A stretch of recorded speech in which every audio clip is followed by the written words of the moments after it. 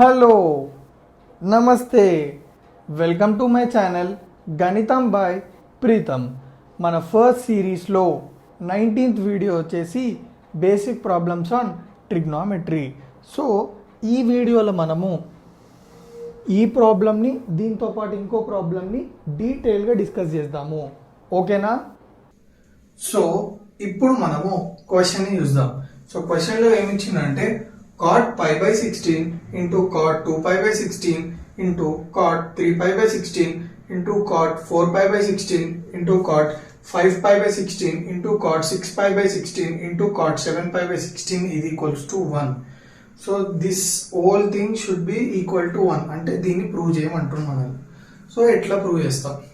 So నేను మీకు already చెప్పిన అదేంటంటే మనకి రేడియన్స్ ఇన్వాల్వ్ అయిన ప్రాబ్లమ్స్ని ఎట్లా సాల్వ్ చేయాలి.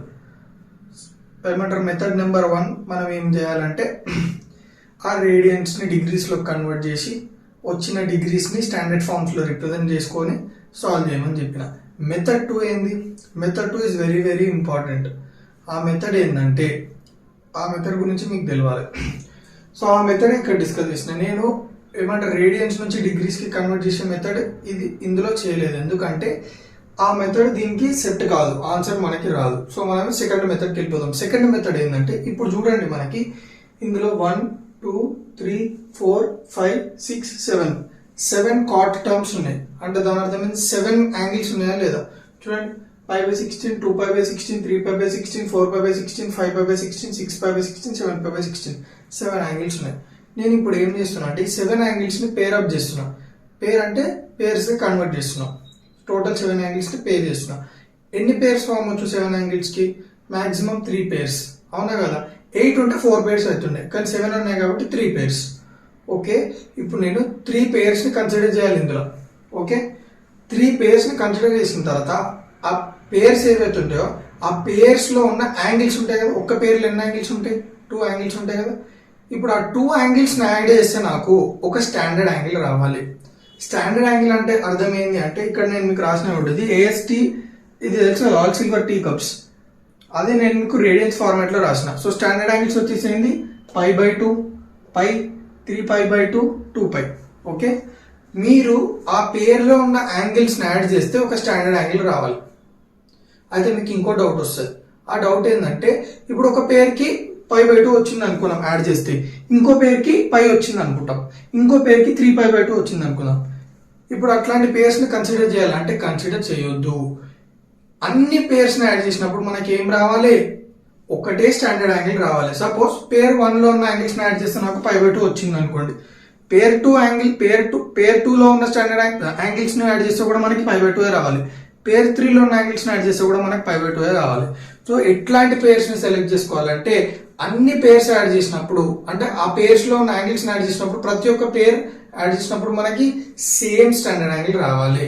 సో ఇప్పుడు నేను అట్లాంటి పేర్స్ని తీసుకుంటున్నాను. చూడండి, ఫస్ట్ పేర్ వచ్చేసి π/16, 7π/16. ఇప్పుడు π/16 7π/16 యాడ్ చేస్తే మనకి ఏమొస్తుంది చూడండి, 8π/16. 16 సేమ్ ఎల్సిఎం కాబట్టి మీది యాడ్ అయిపోతే డైరెక్ట్ 8π/16 అంటే π/2 కదా. నెక్స్ట్ పేర్ చూడండి 2π/16, 6π/16. రెండింటిని యాడ్ చేస్తే మళ్ళీ మనకి π/2 వస్తుంది. 3π/16, 5π/16. రెండింటిని యాడ్ చేస్తే మనకి π/2 వస్తుంది. అంటే ఇప్పుడు నేను తీసుకున్న పేర్స్ కరెక్ట్, నేను కరెక్ట్ డైరెక్షన్ లో ఉన్నా. సో ఇంకా మిగిలిపోయింది ఏంది? cot of 4π/16. ఓకే, అది నీకు ఐడియా ఎట్లా వచ్చిందంటే లాస్ట్కి చెప్తున్నాను. ఓకే, దానికి కూడా ఒక షార్ట్ కట్ ఉంది, గుర్తు పెట్టుకోండి. ఓకే, సో ఇప్పుడు నేను ఏం చేస్తున్నా, ఈ రెండు కలిపితే మనకు π/2 వస్తుంది కాబట్టి నేను ఏం చేస్తున్నా అంటే ఈ π/16 ఏదైతుందో అటు సైడ్ పంపిస్తున్నా. సో π/16 అటు వెళ్ళిపోతే -π/16 అవుతుంది కదా. సో 7π/16 is nothing but π/2 - π/16 కదా. అట్లా 6π/16 is nothing but π/2 - 2π/16. ఈ 2π/16 అటు వెళ్ళిపోయింది. సిమిలర్ గా 5π/16 is equals to π/2 - 3π/16. సో ఇట్లా నేను ఎందుకు రాసుకున్నా అంటే చూడండి, ఇక్కడ నేను 5π/16 ప్లేస్ లో 6π/16 ప్లేస్ లో 7π/16 ప్లేస్ లో ఇవన్నీ సబ్స్టిట్యూట్ చేస్తాం. ఇవన్నీ సబ్స్టిట్యూట్ చేయడం వల్ల మీకు లాభం ఏంటంటే మనకి ఇప్పుడు స్టాండర్డ్ ఫార్మ్స్ లో ఉంది. ఇప్పుడు ఏ స్టాండర్డ్ ఫార్మ్ వాడవచ్చు మనం చూడండి, π/2 - θ అంటే ఫస్ట్ క్వాడ్రంట్ 1 లో స్టాండర్డ్ ఏమంటారు, క్వాడ్రంట్ 1 లో ఉన్న స్టాండర్డ్ ఫార్మ్ కదా. సో మనము all silver tea cups use చేసి సాల్వ్ చేయొచ్చు. అందుకే ఈ కాన్సెప్ట్ అంతా అర్థమైందా? సో ఇప్పుడు నేను ఏం చేస్తున్నాను చూడండి, cot pi by 16, cot 2 pi by 16, cot 3 pi by 16, cot 4 pi by 16 into cot 5 pi by 16 place లో ఏం రాస్తున్నా pi by 2 minus 3 pi by 16, cot 6 pi by 16 place లో pi by 2 minus 2 pi by 16, cot 7 pi by 16 place లో cot of pi by 2 minus pi by 16 ఇందులో నుంచి substitute చేసిన తర్వాత ఏం చేస్తున్నాం చూడండి, గమనించండి. తీటా 90 లేదా 270 అంటే దీని అర్థం ఏంటంటే మనము 90 ఇన్వాల్వ్ అయినా లేదా 270 ఇన్వాల్వ్ అయిన స్టాండర్డ్ ఫార్మ్స్ వాడినప్పుడు ట్రిగ్నోమెట్రిక్ ఫంక్షన్ అనేది చేంజ్ అవుతుంది. అంటే దాని అర్థం ఏంటి, సైన్ కాస్ లెక్క మారుతుంది, కాస్ సైన్ లెక్క మారుతుంది, టాన్ కాట్ లెక్క మారుతుంది, కాట్ టాన్ లెక్క మారుతుంది. సిమిలర్గా సీకెంట్ కొసికెంట్ లెక్క మారుతుంది, కొసికెంట్ సీకెంట్ లెక్క మారుతుంది. సో ఇప్పుడు ఇక్కడ మీరు చూసుకో, ఇది ఎందుకు రాసిన అంటే ముందు మీకు అర్థమవుతుంది. So cot pi by 16 into cot 2 pi by 16 into cot 3 pi by 16 into cot 4 pi by 16 అంటే 4 1 4 4 క్యాన్సిల్ చేసుకోవచ్చు కదా నేను. సో అది పై బై 4 అయిపోయింది, కాట్ పై బై 4 ఇంటూ ఇప్పుడు ఇది చూడండి cot of pi by 2 minus 3 pi by 16 అంటే ఏ క్వాడ్రంట్ 1 లో ఉన్న స్టాండర్డ్ ఫార్మ్ వాడుతున్నాము. నేను మీకు ఆల్రెడీ చెప్పిన 90 ఇన్వాల్వ్ అయిన స్టాండర్డ్ ఫార్మ్స్ 270 ఇన్వాల్వ్ అయిన స్టాండర్డ్ ఫార్మ్స్ వాడినప్పుడు ట్రిగ్నోమెట్రిక్ ఫంక్షన్ చేంజ్ అవుతుందని చెప్పిన కదా. సో టాన్ ఎట్లా కన్వర్ట్ అవుతుంది, కాట్ కన్వర్ట్ అవుతుంది, కాట్ ఎట్లా కన్వర్ట్ అవుతుంది టాన్ గా. అందుకే కాట్ ఆఫ్ 90 అంటే pi by 2 minus 3 pi by 16 చేస్తే మనకి టాన్ వచ్చింది, కన్వర్ట్ అయిందా లేదా. అండ్ వన్ మోర్ థింగ్, ఈ స్టాండర్డ్ ఫార్మ్ అనేది క్వాడ్రంట్ 1 లో ఉంది కాబట్టి క్వాడ్రంట్ 1 లో అన్ని పాజిటివ్ కాబట్టి అందుకే ప్లస్ ఉంది. ఓకేనా.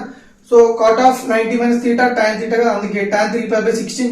Similar cot of pi by 2 minus 2 pi by 16 అంటే tan 2 pi by 16 into cot of pi by 2 minus pi by 16 అంటే టాన్ పై బై 16.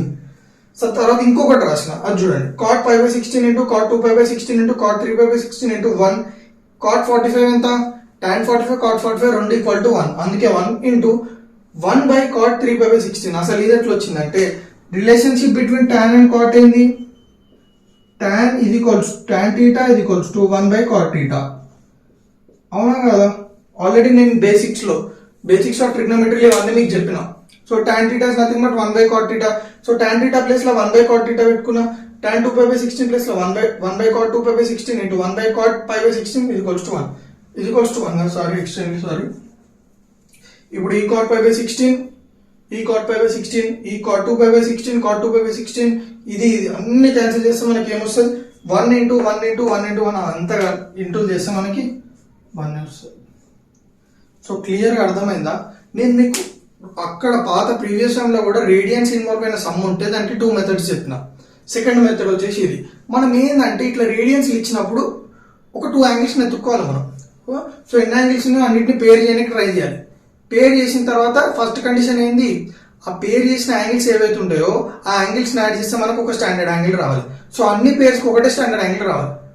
వన్స్ అట్లా మన కండిషన్ సాటిస్ఫై అయింది అనుకోండి, వీటిని ఇట్లా రాసేసుకొని సబ్స్టిట్యూట్ చేసేసుకొని ఏ స్టాండర్డ్ ఫామ్ ఉందో ఆ స్టాండర్డ్ ఫామ్ని వాడేసి సాల్వ్ చేసేసేయాలి. సో క్లియర్గా అర్థమైంది కదా ఇక్కడ వరకు. సో మన సెకండ్ ప్రాబ్లం వచ్చేసి ఏంటంటే cot pi by 20 into cot 3 pi by 20 into cot 5 pi by 20 into cot 7 pi by 20 into cot 9 pi by 20. Okay, ఇది కూడా సేమ్ ప్రాబ్లం, దాని లెక్కనే ప్రొసీజర్ కూడా సేమ్ దాని లెక్కనే ఫాలో అయిపోవాలి. సో ప్రొసీజర్ వచ్చేసి ఏంది, సింపుల్. మనకి ఎప్పుడైతే ఇట్లాంటి రేడియన్స్ ఇన్వాల్వ్ అయిన ప్రాబ్లం ఉంటే స్టెప్ 1 మనం దాన్ని డిగ్రీస్లో కన్వర్ట్ చేసి సాల్వ్ చేయడం, లేదా స్టెప్ 2 ఇందాకనే మన ప్రీవియస్ ప్రాబ్లంలో డిస్కస్ చేసినట్టు టోటల్ ఎన్ని టర్మ్స్ ఉన్నాయి 1 2 3 4 5. సో ఆ 5 టర్మ్స్ని మనము 2 పేర్స్గా చేసుకోవాలి. సో 5 టర్మ్స్ అంటే 5 యాంగిల్స్ ఉన్నాయా లేదా. సో 5 యాంగిల్స్ని మనము మ్యాక్సిమం ఎన్ని పేర్స్ చేసుకోవచ్చు, అందులో 2 పేర్స్ చేసుకోవచ్చు, ఒక యాంగిల్ మిగిలిపోతుంది. So 2 pairs 1 angle which is left over. So ఇప్పుడు ఆ పేర్స్ని మనం ఎట్లా చేసుకోవాలి అనేది క్వశ్చన్. సో పేర్స్ని మనం ఎట్లా చేసుకుంటామంటే చూడండి, ఒక పేర్లో ఉన్న యాంగిల్స్ని యాడ్ చేస్తే ఒక స్టాండర్డ్ యాంగిల్ రావాలి. సో స్టాండర్డ్ యాంగిల్ అంటే మీకు ఇందాక ప్రాబ్లంలో కూడా చెప్పిన పై by 2 pi 2 pi 3 pi by 2 వీటిని స్టాండర్డ్ యాంగిల్స్ అని అంటాం. సో ఆ పేరు ఎట్లుండాలంటే మనము ఆ 2 యాంగిల్స్ని యాడ్ చేసినప్పుడు స్టాండర్డ్ యాంగిల్ రావాలి. సో మనకి ఎన్ని పేర్స్ ఉన్నాయి, 2 పేర్స్ ఉన్నాయి.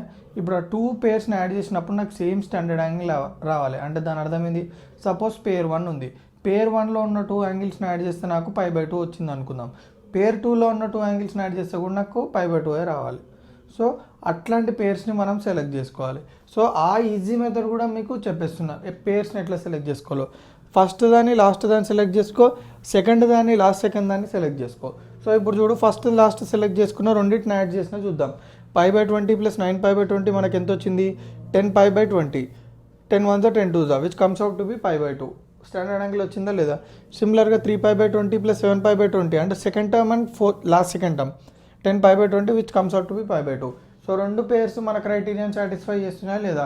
రెండు పేర్స్ యాడ్ చేసినప్పుడు మనకు సేమ్ స్టాండర్డ్ యాంగిల్ వస్తుంది. సూపర్. సో నేను ఏం చేసిన, ఈ π/20 అటు సైడ్ పంపిస్తే నాకు ఏమొస్తుంది?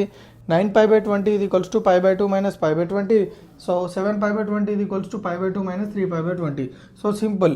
ఈ 9π/20 ప్లేస్లో ఈ 7π/20 ప్లేస్లో మనము ఇవి సబ్స్టిట్యూట్ చేసినాం అనుకోండి, ఇందులో సాల్వ్ చేయడం మనకి చాలా ఈజీ అయిపోతుంది. సో నేను సబ్స్టిట్యూట్ చేసిన cot π/20 × cot 3π/20 × cot 5π/20 × cot π/2 - 3π/20 × cot π/2 - π/20. So cot π/20 × cot 3π/20 into ఇక్కడ ఏం చేసిన నేను 5 1s 5 4s క్యాన్సిల్ చేస్తే నాకు ఎంత మిగిలింది? cot π/4 ఇంటూ ఇక్కడ చూడండి cot of π/2 - θ. చూడండి cot of π/2 - θ is nothing but tan θ. So మనం ఆల్రెడీ డిస్కస్ చేసినాం 90 ఇన్వాల్వ్ అయిన స్టాండర్డ్ ఫార్మ్స్, 270 ఇన్వాల్వ్ అయిన స్టాండర్డ్ ఫార్మ్స్ మనం యూజ్ చేసినట్టయితే ట్రిగ్నోమెట్రిక్ ఫంక్షన్ అనేది ట్రాన్స్ఫార్మ్ అవుతుంది.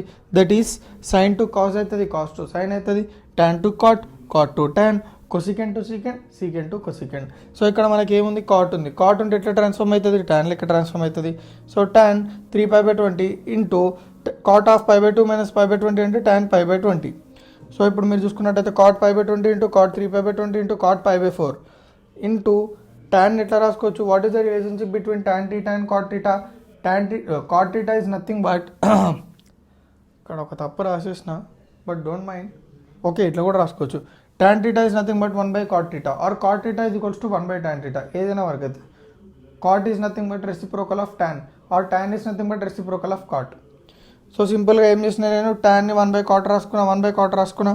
సో క్యాన్సిల్ చేసేస్తే ఏమొస్తుంది మనకి? cot π/4 వచ్చింది. cot π/4 అంటే cot π/4 అంటే ఏంది? 45. ఇది మీరు గుర్తుపెట్టుకోవాలి. స్టాండర్డ్ యాంగిల్స్ అన్నీ మీరు గుర్తుపెట్టుకోవాలి, అప్పుడే మీకు ఈజీ అవుతుంది. cot π/4 ఈక్వల్స్ టు ఎంత మనకి? 1. సో క్లియర్గా అర్థమైపోయిందా? సో క్లియర్గా అర్థమైపోయింది కదా రేడియన్స్ ఇన్వాల్వ్ అయిన ప్రాబ్లమ్ని ఎట్లా సాల్వ్ చేయాలో. సో నా వీడియోస్ ఏమైనా మీకు కొంచెం యూస్ఫుల్ అయితే తెలుసు కదా ఏం చేయాలో.